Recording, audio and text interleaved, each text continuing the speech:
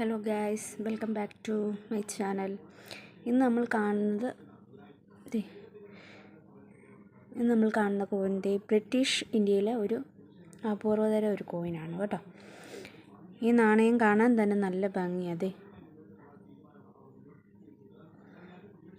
ഇതിൻ്റെ 1945 1 പൈസ് വെങ്കലം നാണയമാണിത്. King George the 6th കാലഘട്ടത്തിലെ ഒരു കോയിനാണ് ഇത്. ഈ ഒരു നാണയം കൽക്കട്ട മിൻറ്റിലാണ് ചെയ്തിരിക്കുന്നത്. കൽക്കട്ട മിൻറ്റിൽ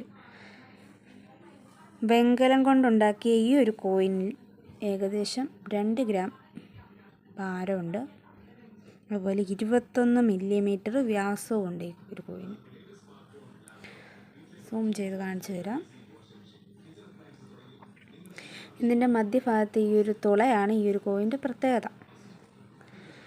ഇതിന് ചുറ്റും 1 പീസ് ഇന്ത്യ 1945 എന്ന് എഴുതിയിട്ടുണ്ട്. ഈ ഒരു കോയിൻ്റെ പുറവശത്ത് പുഷ്പാലങ്കാരങ്ങൾ കൊണ്ട് ഒരു ആർട്ട് വർക്ക് കാണാം.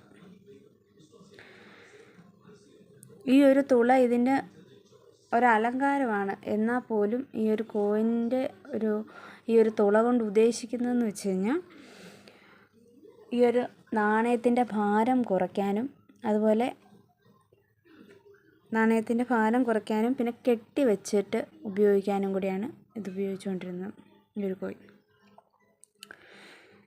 ഇതുപോലുള്ള നാണയങ്ങൾ ഇന്ത്യയുടെ സ്വാതന്ത്ര്യത്തിന് മുമ്പുള്ള അവസാന ബ്രിട്ടീഷ് കാലഘട്ടത്തിലുള്ളതാണ് ഈ ഒരു കോയിൻസ്.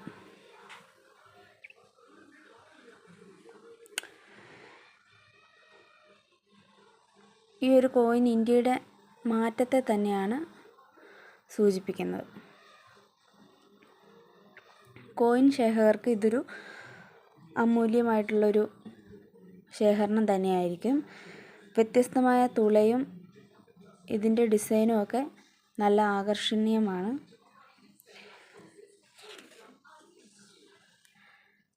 ചരിത്രപരമായിട്ടുള്ളൊരു മൂല്യ നാണയമാണിത്. ഇത് UNC നിലയിൽ, അതായത് അൺസർക്കുലേറ്റഡ് നിലയിൽ ഇതിന് നല്ല മൂല്യം ലഭിക്കുന്നുണ്ട്. പ്രത്യേകിച്ച് കൽക്കട്ട മിൻറ്റിൽ അതിലെ പതിപ്പുകൾക്കൊക്കെ ഇത് നല്ല മൂല്യം കൊടുത്തിട്ടുണ്ട്. അപ്പോൾ ഇതുപോലെ നിങ്ങളുടെ കയ്യിലുള്ള നാണയങ്ങൾ ഇതുപോലെ കയ്യിലുണ്ടെങ്കിൽ എല്ലാവരും കമൻ്റായിട്ട് രേഖപ്പെടുത്തൂ. ഇതുപോലെയുള്ള നാണയങ്ങൾ കൂടുതൽ വീഡിയോസ് കാണാൻ വേണ്ടി ലൈക്ക് ചെയ്യൂ, ചാനൽ കമൻറ്റ് ചെയ്യൂ, സബ്സ്ക്രൈബ് ചെയ്യൂ. അപ്പോൾ അടുത്ത വീഡിയോയുമായിട്ട് വരുന്നതിനും വരെ ടാറ്റാ, ബൈ ബൈ.